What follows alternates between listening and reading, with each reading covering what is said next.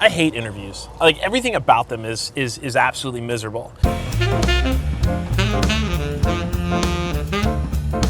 Because there's all of this like posturing and all of this like misrepresentation of the truth. You've got, a company or an employer or a human resource person on one side of the table, and they're making all of these outlandish promises that they have no intention to deliver on.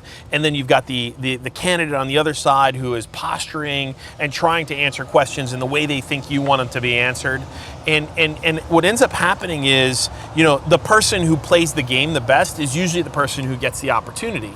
And as a business owner, as an entrepreneur, as someone who's hiring individuals, when you're trying to find the best players, and it's not the person who's able to shine themselves up the best. It's the best person who fits the role to the best of the ability. And I think businesses make the huge mistake of not being transparent around what it takes to be successful, right? Certainly it's an opportunity. Like, if you get a candidate that you want, you've got to sell them on the value that your organization brings. Remember, companies are, and employees that work for those companies, they're not there, for a forever role, right? As we talked about in previous episodes, you got to stop measuring yourself by how long people stay and instead measure yourself by what they say about when they leave. They're coming for a specific thing to learn a specific set of traits, and it may work out that they stay there forever, but realistically, what I want is somebody who kills it, learns everything they need, helps me get my business to a new level, maybe develops some new leaders, and then moves on and does something different, right? And tells everybody else that's the company you need to go work for because they have the right environment, the right culture, the right training, the right resources, the right economic, reward system. And, what you have to do as a business is you have to be willing to be really honest about, looking at your value proposition and identify gaps and fix those gaps, but represent it truthfully in an interview.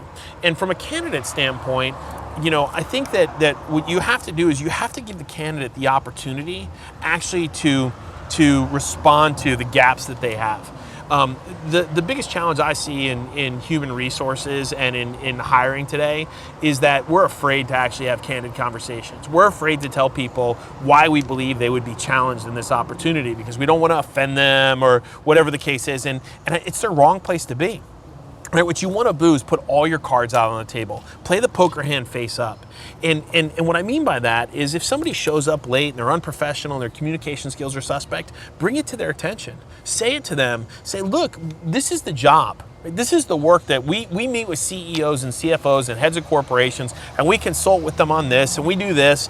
And, you showed up late, you were unprofessional, and your communication skills are suspect. What makes you think you're going to be successful here? Let them answer. See how they respond. Because a lot of times, like the person with all the polish and the pedigree and the experience and everything else, they may be able to answer the questions in a way that feels good. But when it comes down to the griminess, the hard work, the dedication, the willingness to overcome obstacles, they may not have that.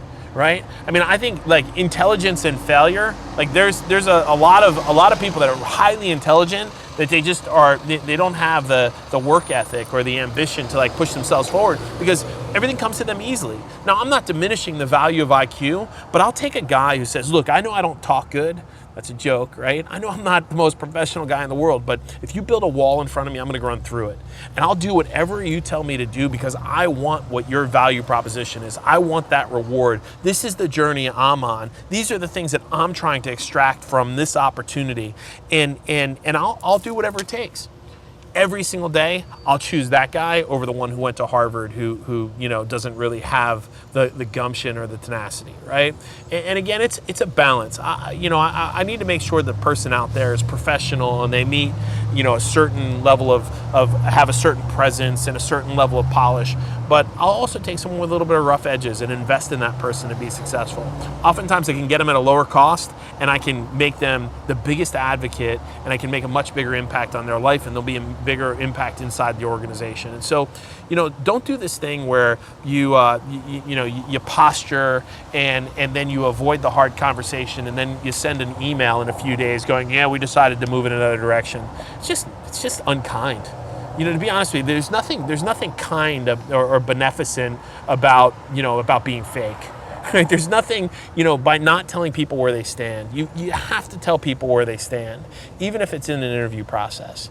And that'll make you hate interviews a little bit less, maybe.